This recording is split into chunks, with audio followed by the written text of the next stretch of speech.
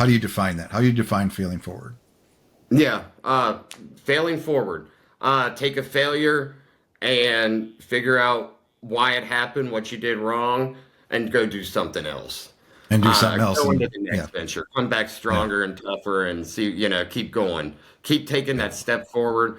And that one step after a failure might be pretty hard, but yeah, then and then you get the clarity of hindsight, and you're like, okay, I'm still at it. We're good. We're good. So don't let a failure stop you. Is yeah, really kind of the heart of that. As long as you learn from it, and you really got to have some personal accountability. It doesn't matter what that contractor did to me. Um, and actually, one of the lessons I learned through those partnerships, it serves me well now when I'm partnering with operators. Um, I take those lessons and I say, a lot of the asset classes I actually operate in are because of the operators running the deals. So mhm, when I had the contractor issue, um, I what I should have done was put out very strict timelines with penalties, and I was just too nervous to do it. I kind of knew I shouldn't. I thought I don't need to worry about this guy. He comes by yeah, recommendation, and he was in over his head. Um, we were ripping out floors and all this stuff that was just, and he was in over his head. And I actually, with the construction company, when we ended up folding it, um, we kind of missed bid season. We didn't get what we needed out of bid season, and it was time to wrap it mm, up. And I actually partnered on that one with a friend of mine, and I'm like, oh my gosh. And we are still really good friends, and that's good. And we were yeah. joking the other day about, we're both idea men. We needed an implementer. Before we jump into this episode, please subscribe to this podcast, hit that notification bell if you're on YouTube, and after a listen, please give us a thumbs up, like, and share, if we've earned it. With your help, we can reach more people and deliver these valuable from the trenches lessons to those that need it. Enjoy the episode. Hello, everybody, and welcome to another The Builders. Today, we are joined by Eric Burns. Welcome to the show, Eric. Hey, Matt, thanks for having me on. Actually, really excited for this one. So, Good. I like to hear that. I like to hear that. It means it's already going to be fun. We know it. We can feel it. Yeah. So Eric is the founder of Flowers Capital. It's a private equity real estate firm, and he also loves to talk about entrepreneurship, and that's why he's on the show today. So we're going to talk about some great topics that all of us can learn from and be inspired by. But as we always do on this show, we start with Eric's journey. what that looked like. What inspired you to, and this could be short form, long form, whatever you feel is going to be interesting and what you want to speak to. But we love to hear about, what kind of inspired you to become an entrepreneur, what that journey looked like, how you landed there. Was there some pivotal moments where it was like, I got to go into business for myself? That's my thing. mhm. What that journey looks like and how you landed doing the amazing things you're doing in the world. Yeah, So I'll yeah, hand it off to you. absolutely. So I came from a family of multiple small business owners and entrepreneurs. So when it came time to strike out on my own, it was kind of another pivot. Um, I actually went from being a finance major at Miami University in Ohio. Shortly after that, I dabbled in the mortgage broker industry. It was a lot of hard selling, a lot of cold calling that I didn't take Mm, to. And yeah. shortly after that, I had a nice big pivot and joined the Cincinnati Fire Department. And I actually retired there after 18 years as a lieutenant. So managing a bunch of type A's, that was fun. That was a very exceptional period of growth for me. That's huge. Um, What inspired you to become a fireman? Did you, that is a I big pivot. think my story is a lot of just doing the next right thing that makes sense. It Okay. seemed exciting. I had some friends that said, take the test. I got hired. I kept showing up and they kept paying me, and then I was still having fun. So I thought, there's no reason not to show up. Yeah. So a lot of great pranks and things like that. And it actually, with the schedule, we did a 24-hour shift with 48 hours off, and that really left me a lot of time Mm. I could not really ever get my side hustles going. So I had the grass business and, a part-time job here and there. And then I got into real estate and I bought a single family rental property at the University of Cincinnati around the campus. And I had to sit in front of my grandfather, who's, kind of the patriarch, and he was really so encouraging. And in hindsight, I kind of realized he was just pushing me out, even on a half-baked scheme. So I get this rental property and I get it off market, great deal. The numbers work out as far as I know. And I Mhm. get the keys. I had no idea how to be a landlord. So I had to figure that out successfully. And I thought, this is going really well. So I started renovating duplexes and keeping them as rentals. And I did so much sweat equity. And so I do, be up all night at the firehouse and then come in and do, sometimes 10-hour days Wow. at the rental property. And it was just one day I'm sitting there and I'm going, oh, my hands are, they're beat and they're sting and all that sort of like laying tile and all that. And it just dawned on me that I wasn't going to be able to scale my residential portfolio. And when I did the math, I was literally only trading my time for money at a very small number. Mm. So Mm. I joked the other Yeah. day, I said, when I did the math, I think I was making more at my first job at the Wyoming Golf Club as a bag room attendant than I was renovating houses because of the time I was putting in. Yeah. Um, That can happen with and, business in I general, do though. consider it. I said that can happen with business in general. Like sometimes you're like, oh, man, I could go work for McDonald's or something, and make more money right now. Yeah. But you do it for a reason. And I think it's a matter of being willing to pivot. Yeah. So, going into the real estate game was a big pivot. I really did not have experience except for the experience that I had built, um, just kind of building up and reading books. I really do consider myself to be a lifelong learner, Hmm. and curiosity is one of my better character traits. It served me well over the years. So at that time, I made the decision. I had a horrible um, falling out with the contractor I was using on my last project, and so that was, when I sat down and figured it out, I thought, you know what? I've been reading a lot about commercial real estate. It's scalable, and I'm going to lean into that.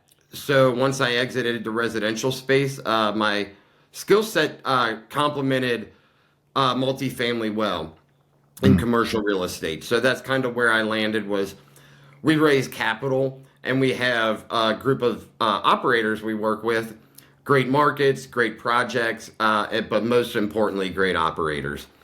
And so that it became my business model. And I think it was honestly just a matter of failing forward. There was a Yeah. construction company that I started that I was going to vertically integrate. Um, and it just didn't take off. Mm. And I could have sat and beat myself up, and I did for a little bit. And if you're out there and you have something that doesn't pan out and it's your one big shot, it's not your one big shot. Look at where your failures were, look at where your weaknesses are. When I was able to look back in hindsight and take failure, quote unquote failures as lessons, and look to myself on where I personally could have done a better job, that is when I really started to push and excel. And and then my goals got bigger and it put everything else into perspective.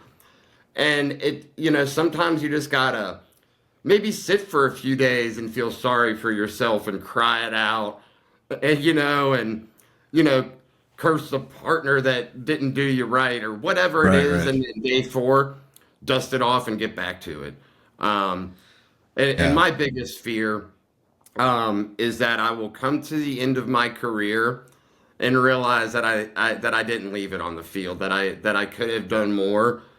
And that's kind of why I push and fail forward and have built resilience, because that regret, the thought of that regret is so much more painful than the actual doing the work. I'm Yeah. like, yeah, you know what? excuse me, there's a lot of types of people in this world. Entrepreneurs are one of a kind, and uh, a lot of people don't get us, and they wouldn't get that dusting yourself off and trying again. Well, you just failed. What makes you think you can do it this time? Well, I'm a better person than I was last time. I'm strong. Yeah. Right. All of Right. it, perseverance, and I just love telling people get out there and do it. You won't regret seeing what you're made of. Well, that's the thing, but it all starts with the being brave and actually taking those risks or diving into something you've never done before. And I'm sure many that listen to this podcast have dove into things that they had no business being. like in hindsight, I probably didn't know what I was doing, but we did it anyway because it's in our blood, right? We're like, we'll figure it out. We'll read some books like you did. Like I went into the contracting business for a few years. I was actually doing it started as Matt's painting repair, and then I started getting some little remodeling businesses. I'm like, okay, we're MPR remodeling now. I had never worked for a remodeling company. I had no idea. I have a whole collection of how to like home improvement books and I had a little woodworking experience from when I was a kid. My dad taught me how to do stuff, and he had some properties too and things, and I would help him out. But it's that like what do you think it's in you, Eric, that you're brave to just because it's not easy for everybody to be like, I'm just gonna I don't know if you have to burn your bridges, but I'm gonna do this thing that I've never done before. Where does that come from? Do you think Yeah, that's you're right, Matt. You take on when you go out in that first one. You're kind of going, what am I doing? I hope it works out. But I think at some point you just got to get out there and see. If you're having a question, am I meant to be an entrepreneur? Why am I having this draw towards this? Good news and bad news. Good news is you're one of us. You're one of the weirdos. And the bad news yeah. is it's a tough thing, but ultimately so rewarding. And so when Hmm. I had to take that step, I did look back on my family and see all the people that had struck out on their own, and they managed, and So it wasn't. you had an example of that in your life. So you Mhm. grew up around some entrepreneurs and or business people, and so you knew, like, of course. I mean, people can build a business, no question. I just got to figure it out. Yeah, Yeah. yeah. I think it was more of a bet on myself than it was on the business. Hmm. And when I actually bought that first rental property, I had to sit in front of my grandpa and he had to sign off on it. And my mother made me go, well, okay, well, if you're going to do this, you need to go talk to grandpa, see if it's a good idea. And so I sat in front of Sheldon Flowers Capital. So I ran the numbers, I showed it to him, Hmm. and he said, okay, well, you think this is a good idea? And I said, resolutely, I think this is the best idea I've ever had. And at the time, it probably was, and because of the amount of growth it led to. And that Yeah. was now looking back, buying that single family property at those numbers was a no brainer. Hmm. But at the time, I didn't have that experience. And I love a book, Be Your Future Self Now. And I think it is written by Dr. Benjamin Hardy, I think is who writes that. And it's about goal setting. And I love it because he says when you set a 10-year goal, make it crazy because your 5-year self is going to be so much more capable than your now self. Your 3-year self is going to be so much more capable than your now self. And just lean in and learn, be humble and ask questions. I'm a huge fan of community. I am in a couple mastermind communities that are just fabulous Hmm. for mindset and for just operating an efficient business and things like that. So, You said something interesting just now. I don't know if I've ever heard it said that way, where you set this big goal. Some of us call those big audacious goals. I think that's mhm. from a book too somewhere. But you set this big goal, but you are not going to achieve that goal because of who you are today. Like your state, right? You're not ready to, that goal's not happening right now. That's 10 years off. But in that 10 years, that's where the growth is happening. All the lessons and learning and failing, whether that's multiple businesses or the same business but so you're going to be, you just got to understand, you're going to be a different person. Like you said, in 3 years, 5 years, 8 years, you're going to be a much more seasoned person and ready to achieve that goal at that time. So I love how you said that. Yeah, absolutely. And and some of the lessons are super hard. I got stuck with a $20,000 HVAC bill at the end of my last remodel that I thought the contractor had been paying and he hadn't. And Oh, so when I jeez. fired him, he said, I get a letter saying, we're gonna put a lien on your property. You owe us 20 grand." And I called him up and I said, "Tommy wasn't paying you?" And they said, "No, he wasn't." And I was like, "Okay." So, Yeah. Yeah, so that's tough. that.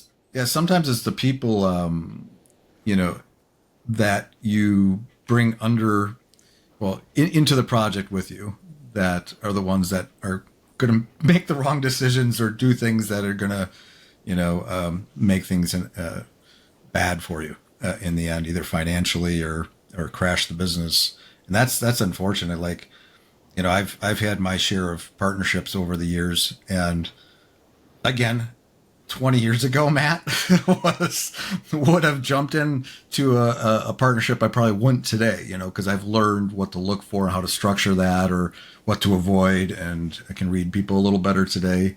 But those are hard lessons too, because it's like I think one of the hardest things for me, and I remember when I really first started going, and this is probably in the contracting business, I learned this the hardest. I don't know if it's the type of business, but I'm like, how could I was so naive at that time because I didn't understand the depth of how people can just screw you over, like not care about you, like do Yeah. things to you, like, and you say do things to you. I mean, they're financially, they're going to do something to either ruin you or not pay you or do something to you, and you're like, I would never do that to anybody. That is a hard And lesson because to of that learn. That reason, it's realize not on your radar either because you wouldn't do that to somebody. It's like when it happens, you're exactly. surprised, like, whoa, this is not Yeah, what I expected another person to do to me. yeah, yeah, yeah. It's hard, and then you realize, okay, maybe there's more of these people out there and maybe I should put up some barriers and filters to make sure we yeah, like I said, structure things differently. And that's part of the wisdom. That's part of that failing and learning. And I think that's one of the things that I don't know if it's something that would push somebody over the edge of actually diving into something new, but or a business or trying something crazy. But it's knowing that regardless of how it turns out, you're either going to make some money, you're going to have some success. Maybe you'll have success for a while, but even if it crashes and burns, you tried it. You can feel good about trying something, and you learn something from that. As long as you Heck, learn from it. Yeah. yeah, as long as you learn from it. And you really got to have some personal accountability. It doesn't matter what that contractor did to me. Um, and actually, one of the lessons I learned through those partnerships, it serves me well now when I'm partnering with operators. Um, I take those lessons and I say, a lot of the asset classes I actually operate in are because of the operators running the deals. So Mhm. when I had the contractor issue, um, I what I should have done was put out very strict timelines with penalties, and I was just too nervous to do it. I kind of knew I should, and I thought I don't need to worry about this guy. He comes by Yeah. recommendation, and he was in over his head. Um, and we were ripping out floors and all this stuff that was just, and he was in over his head.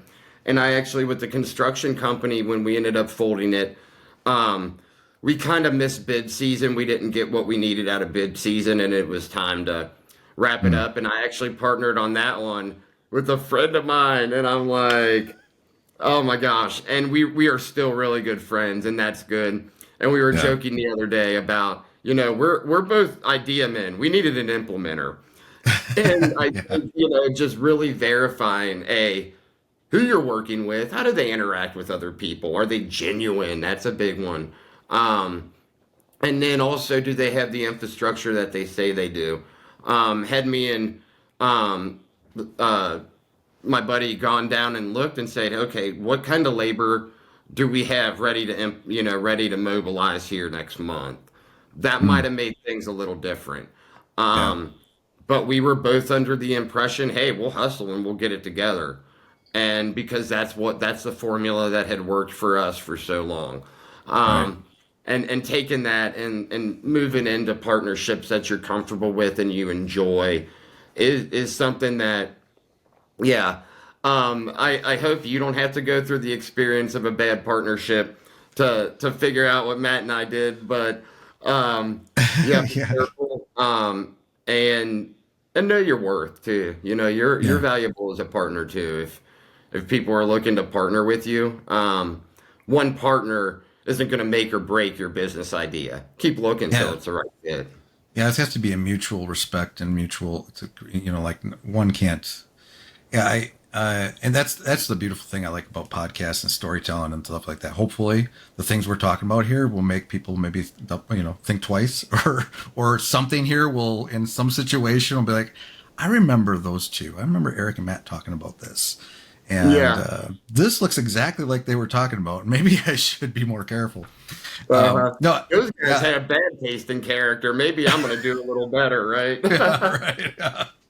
No, I'll leave it this, and we'll move on to the rest of your story. But you also reminded me of when I started this contracting business. I'm now reminiscent about contracting. Hmm. One of I hadn't been doing it for that long, and there was another contractor who we were doing like one of those morning clubs, business clubs or whatever, and I had met him there, and I met him through a friend, and he was really recommended. Like he seemed from outside appearances, this seemed like a legit guy, like down, like he was the real deal, and he was well respected. I'm like, I couldn't go wrong with this guy. And even my wife today would tell you she remembers this. That was like 20 years ago, but Yeah. more than that. But we got into business, and his whole thing was, at that time I had built a team. Like I was doing painting, mostly painting. I had like 4 painters, and I think I had a carpenter at the time on my crew, and he's like, I can't believe what you've done in like such a short period of time. You got this amazing team or crew, and I can't seem to keep anybody, and I got all this business. I'm like, well, that makes, my naive self is like, that makes, like, it seems like we're a perfect fit. I got the team, you got all this business. Let's team up. Let's partner up. And by the end of that relationship, wasn't getting paid on things. He had stolen a couple of my my crew and working on some projects I didn't even know about. I mean, it was a mess by the end of it. But it's like, but yeah, even if everything looks kosher, still find ways to protect yourself and make sure you're protecting what you got going on. Those things change you. You hate to go through it, but don't do Absolutely. that. Yeah, clearly defined roles, things like Yeah, that. Sure. yeah, and make sure you know where your crew is. Um, Yeah, for real. Don't get into contracting, I guess, is kind of the point. but anyway, so okay, so where were we in your story? So you were doing did all these properties. You got into commercial stuff, Hmm. and where does that lead to today? What you doing? Like what are we missing up until today? Is there anything else that happened exciting? You know what? I did retire from the fire department, which was neat. What a great run, man. Yeah, But got yeah, some when good I niched memories. down, I went from operator looking for properties, sourcing properties, getting the debt, things like that. And I wasn't great at it. So I look around my network, my community, and I thought, man, I'm surrounded by some of the best operators in great asset classes all over the place. Why am I finding deals that are not going to be as good as theirs? And they're looking to partner. And back to the partnership, I had known them. Um, And so it was a natural progression. The steps were clearly laid out. The expectations are clearly laid out. So super comfortable. So I look Hmm. around and I thought, man, you know what? I'm going to niche down one more time.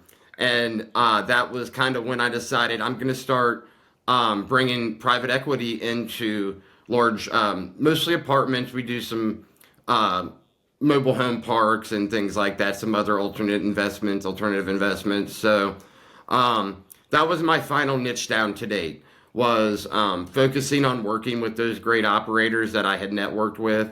Um, and back to the power community. Yeah, being in a community and a group, a mastermind, accountability group, any of it, Yeah. really skyrocketed me as far as like my learning curve. But that was my final niche down. So yeah, we're here raising money and working with operators, and we're excited coming up because we're starting to see some really good deals start to surface. Um, and I So think when you can I, if I may interject, so for somebody that doesn't understand what an operator is, what do you mean by working with operators? Who are these oh, people? absolutely.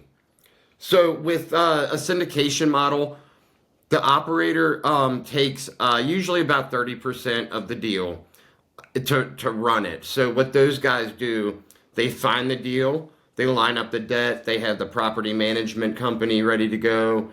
Um, they model it, they stress test it, they underwrite it, they do all that. So then Hmm. it comes to me and I look through it and then I do generally all of that again, especially the underwriting. And from that point I would take it to the investors, which would make up so if the operators are 30%, the investors are completely passive. They don't do any of that. Um, and they fund the deal in exchange for the passivity. So the operators run it, and the investors join what would be called the limited partnership, and so they fund it, and that's kind of the trade-off. Oh, interesting. And so your role is to just facilitate that and to Mhm. double check the work. Double check the work, and Yeah. and really, I want to get and building relationship with investors, and because there are deals that come through many times a year, different asset classes, to be able to take a product and say, hey, we can further diversify you. What's your comfort level? What's your risk tolerance? Let's find a good fit. Um, Hmm. and then from there really focus on the entrepreneurial aspect of it is what do I want my company to look like, and I really have just really know that I want to be known as the customer experience guy in commercial real estate. And the reason I say that is I love saying it because financial freedom should be fun and talking about it should be fun, and to go passive with additional income streams makes it so attainable. So, in that light, really have my business dialed in to make it a good experience. There's ups and downs. The market goes up and down, and it's an investment. It's less volatile, but it is an investment. There's going to be ups and downs. So, Hmm. um, but yeah, to make it a customer experience model, and I feel like the value in business right now, especially, we get bombarded with ads and all that. But the value for me and the more rewarding aspect of marketing is coming out and connecting and saying, how can we make your experience better? Um, and keep those longer relationships intact through the customer experience model. That's great. Yeah, it's great. It's interesting because you're not just building a business. You're modeling it after how you want, what you care about, Hmm. and you settle in on the customer experience, not just making people money or some abstract thing. This is Hmm. we want to make this a fun experience for people and for yourself because that's probably the environment you want to work in as well because you can construct that as well. So in that customer experience, like what have you learned from that? Like, have you? We talk about failing forward, which is now failing forward is just, hey, I failed, and how do you define that? How do you define failing forward? Yeah, failing forward. Take a failure and figure out why it happened, what you did wrong, and go do something else. And do something else. Go into And the yeah, next venture, come back yeah, stronger and tougher, and see, keep going, keep taking yeah, that step forward. And that one step after a failure might be pretty hard, but yeah, then and then you get the clarity of hindsight, and you're like, okay, I'm still at it. We're good. We're good. So don't let a failure stop you. Is yeah. really kind of the heart of that.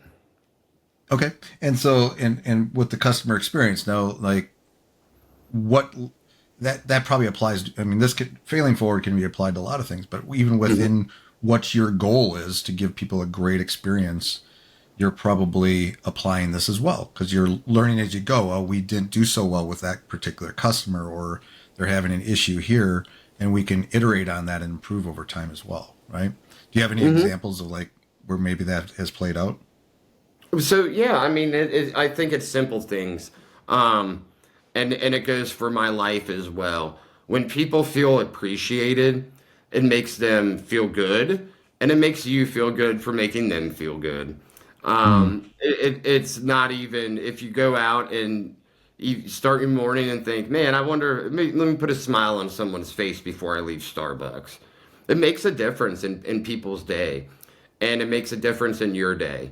And, yeah, to take that into the business world, I don't think it's a stretch. I think if somebody yeah, comes and they've invested, especially if they've reinvested and they're having an issue and say, hey, what are your issues? We want to fix them.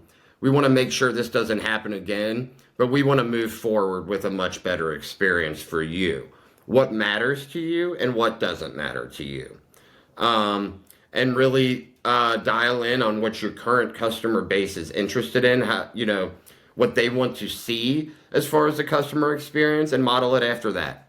Um, and at the heart is just make people feel appreciated. Um, I appreciate when people lend their trust to invest, and then I also take it very seriously to earn that trust. Know, like, right. and trust. Friends and family. They know and trust me. They just don't like me. Yeah, yeah. So anyway, so they get yeah, From on a professional level, they like you, but maybe for other reasons, or is it both? yeah, I'm just probably the obnoxious cousin, or I don't know. But Awesome. anyways, yeah, but just dial in on what makes them Yeah, feel good, what yeah. makes them comfortable, what makes the ups and downs a roller coaster of a real estate deal or a business deal or the stock market. What makes it tolerable. And if you're a warrior, what if you're a warrior, say, hey, Eric, like, this problem's happening, and I can say, okay, let me put your mind at ease. Here are the steps being taken to remedy this situation, and here's how I think it'll end up. I think we'll be fine. Great operators end up finding a way. Generally, let me have a caveat. Anytime you invest in anything, you can lose all of your money. Hmm. But great operators go a long way in mitigating that risk. Yeah, very cool. Yeah, I love, in my own running my agency, it's kind of baked into it because I love, like you, I love making people smile. Like you said, you're at the coffee shop or whatever, and you want to leave, but when you leave, by the time you leave, somebody's going to have smiled at you. But I'm that way in meetings.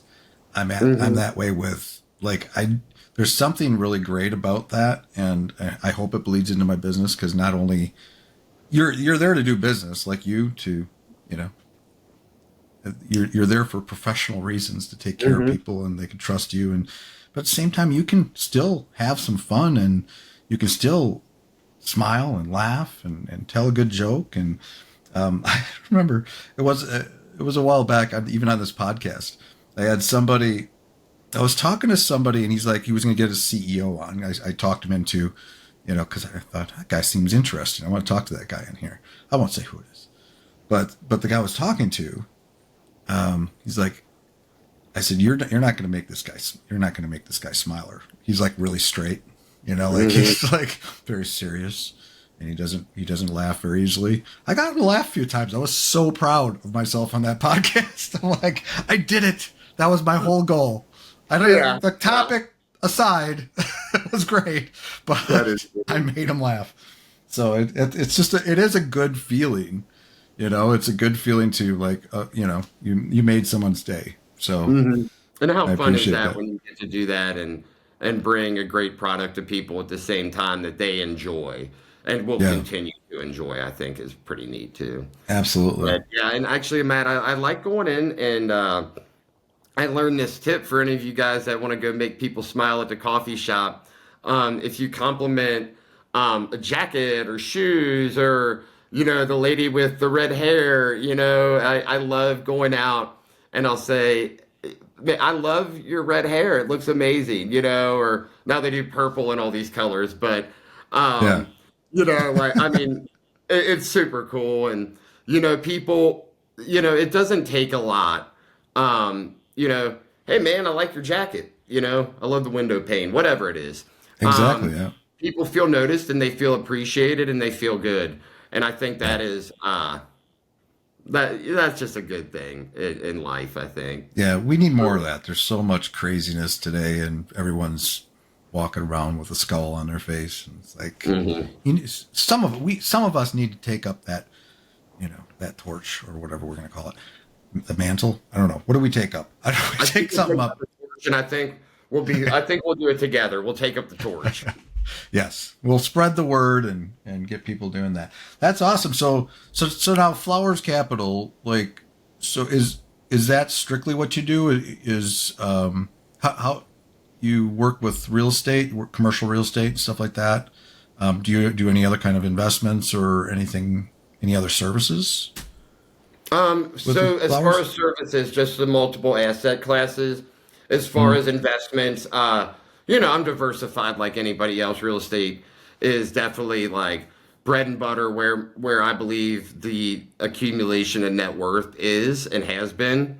mm-hmm. Um, and I've actually kind of just gotten everything else off my plate. My residential license is on hold with the state. I exited all my residential properties. Really great market timing. And Yeah, yeah, so, again, looking back, like that was kind of a smart move, but it was really more out of not even necessity, just okay, I've got a better opportunity to step in yeah. here, and the time and landlording is not fun. It's another thing that even when you're managing a property manager, it's still it's always something, you Oh, know. yeah, And I yeah, go fix a doorknob, but by the time you go to Home Depot or the supply store or anywhere, find the one that you need, check out. It's an hour and a half project, and it takes five yeah, minutes to put a doorknob in. yeah. It's like, No, well, I got other stuff I need to be doing. So I exited all the residential stuff, put my license on hold, and really excited to just focus in on commercial. And yeah, especially now in the conditions where I know operators are coming up with really good deals. They're submitting offers. Volume will probably pick up at some point. Things like that.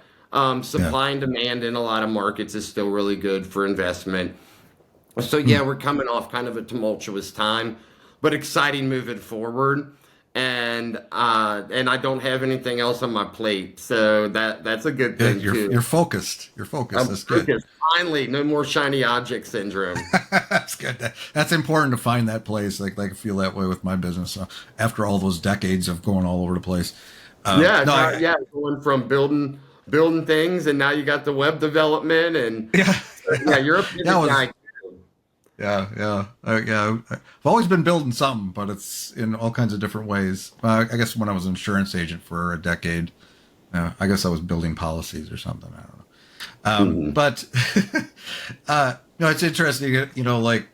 Like my father was in real estate a little bit. Like he owned like duplexes, and then like I think the biggest he ever owned was an 8 or 16 unit, and but it was one of those things where watching what he had to go through kind of turned me off. I'm like, real estate. That's someday. And then I'm watching him like and hearing his stories. I'm like, I don't know if I want to do that. And he Yeah. got out of it eventually, so for reasons. But it sounds like commercial though. Even in the economy today, everything going on, more people working at home. You know, it sounds like, I mean, where you're talking, that it's real, that commercial real estate is in good shape. It's gonna be on the upswing, I think. As far as On being the in upswing. good shape, it's just times we need to be cautious. We need to really double down Mm-hmm. and get back to fundamentals of underwriting. The Mm. reason people are coming with capital calls, which is where they call in more money from the original investors, um, it's not an uncommon thing right now, but it's not something that is going to be the rule moving forward. For Mm. example, I just saw a deal that was under contract that I probably will be putting out soon, and it was the previous deal from this operator.